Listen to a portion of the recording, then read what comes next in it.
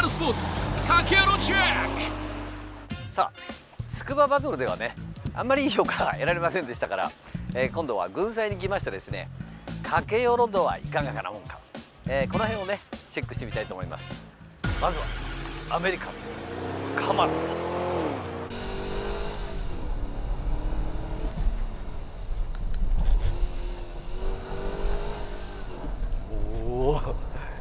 おいいよこれ、このギャップなんか全然いいよこれ、怖くない。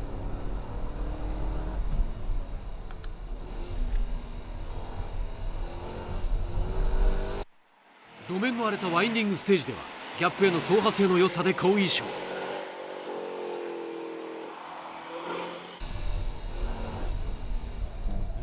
これは立派じゃないの。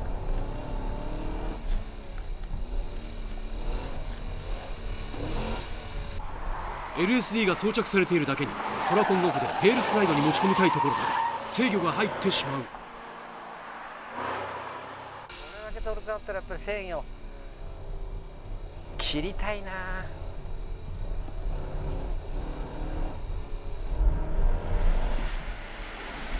りたい。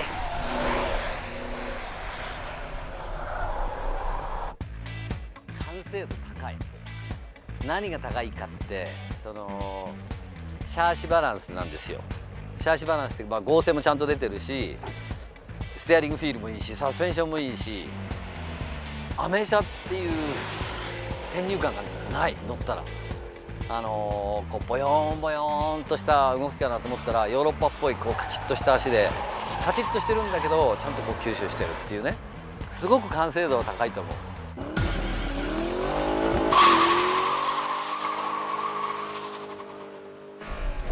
おおV8 いいな。 V8 これマスタング好きだよね。軽いなこれ。動きが大きいよね、カマロに比べるとね。だけどその不安要素がないんだよね。ブレーキと強化されてんだよこれ。でもやっぱカマロの方がトルクがあるな、こういうところで。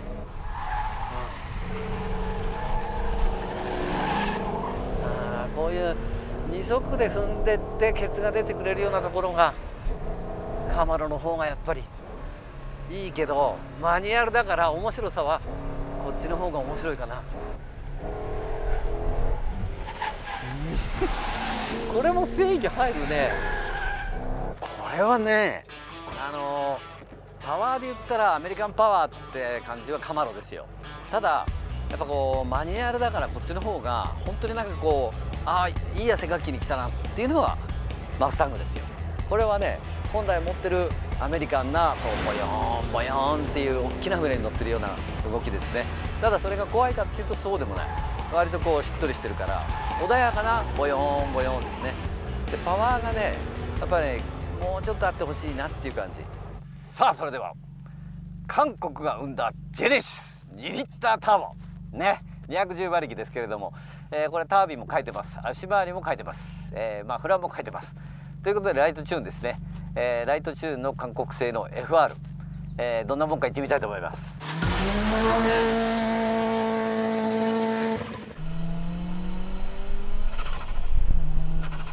ギアは結構クロスしててね、峠にはいいんじゃないかな。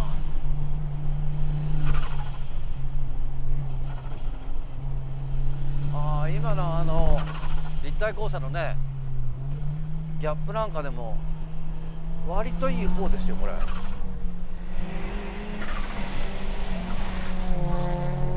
エンジンの戻りだけだよね。アクセルのフライバイワイヤーなのかな。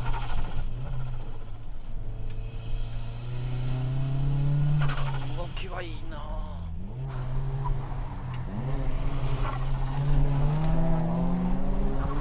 ドリフトするほどのトルクはないね。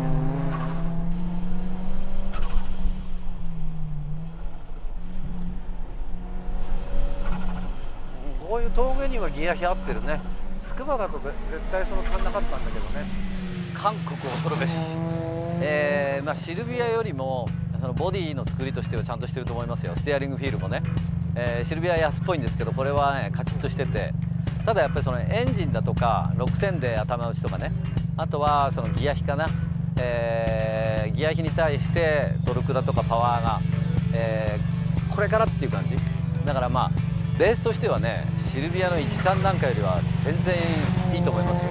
その当時これが出てたとしたら13よりもね全然まとまってるっていうのはそのシャープだとかそのステアリングフィールだとかボディ構成だとかね、そういったところが安心感のあるそのステアリングフィールですよ。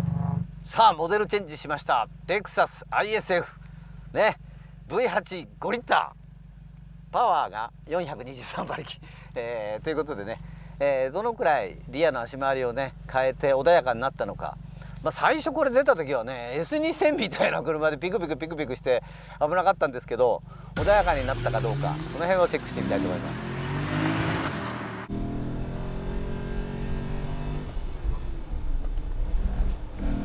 ここのギャップいいよ。いい。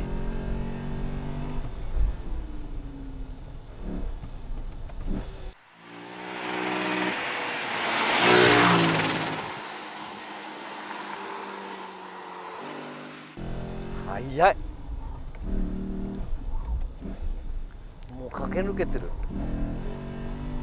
駆け抜けて喜んじゃう。ピックアップのいいエンジンと強化された LSD でいとも簡単にパワースライドに。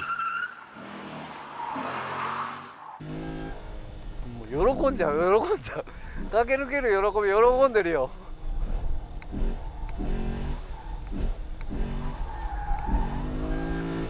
この狭いコースでなんとレクサスを振ります。さすがドリフトキング。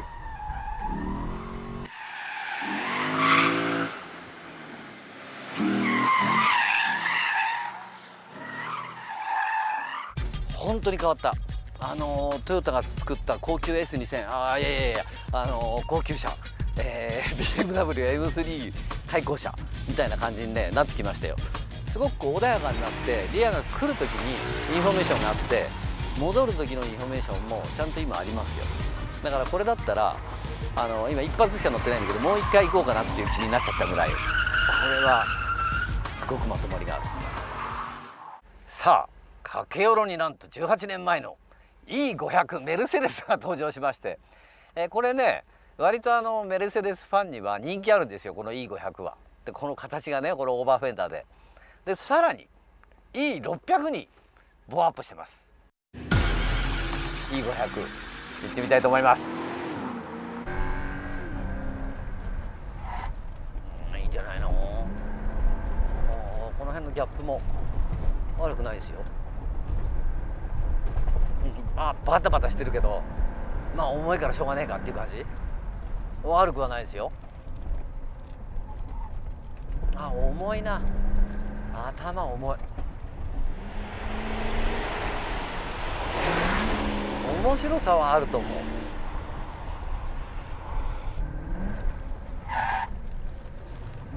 キャーだって。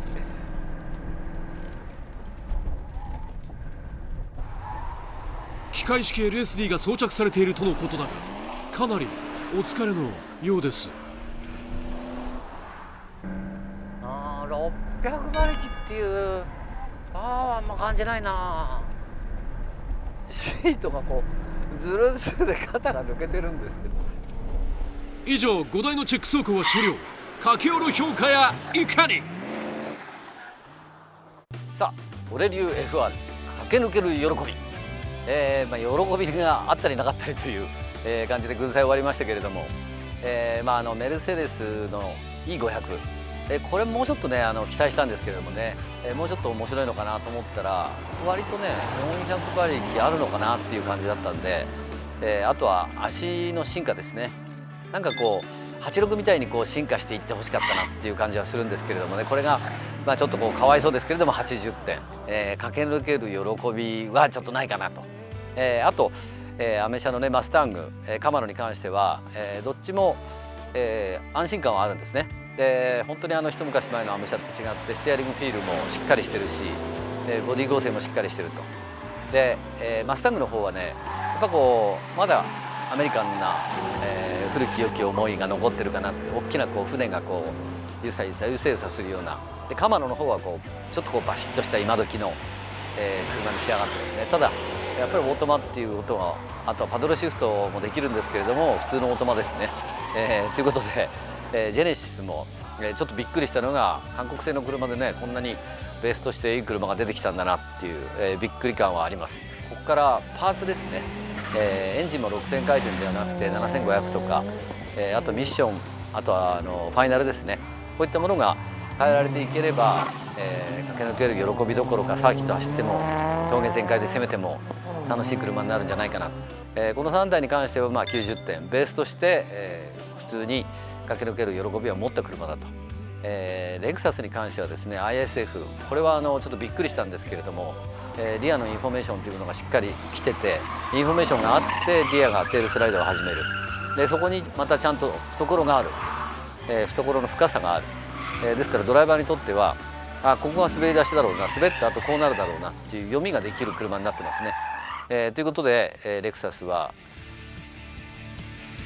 B 級じゃございませんね、A 級に昇格しまして、世界の車と比較できる ISF だということで94点とさせていただきました。